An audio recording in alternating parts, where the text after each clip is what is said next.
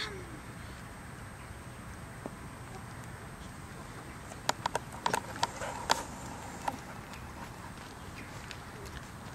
non ti ho chiesto di stabilizzarle, non le stabilizzare per forza. No, se sai che è una cosa che non ti viene bene,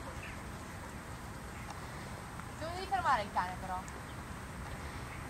E tu dove devi stare? No.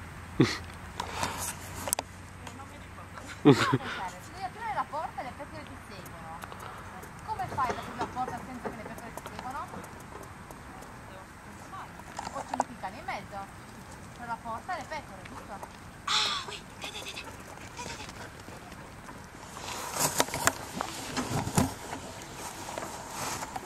Fermalo. E vai tranquillamente a aprirti la porta. Vedi che non ti seguono?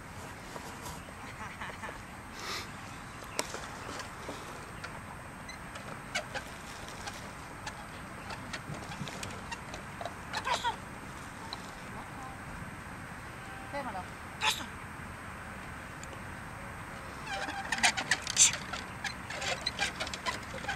Una carezza, una. E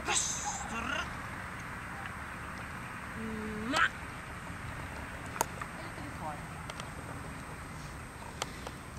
Rosso.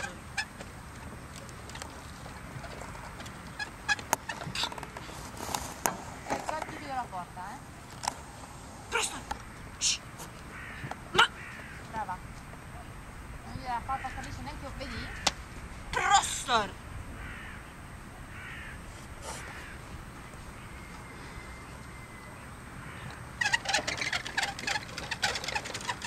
No, fai un po' di conduzione giusto per farmi fare il contentino.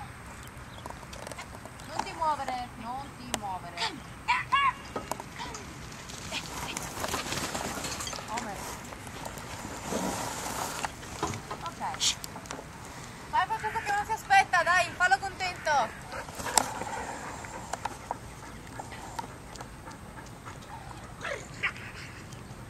Ok, hai fatto contento, troppo contento.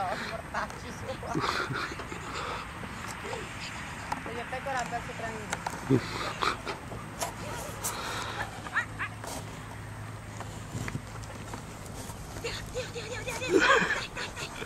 Ok, fermalo, fermalo, fermalo. Basta Mateica.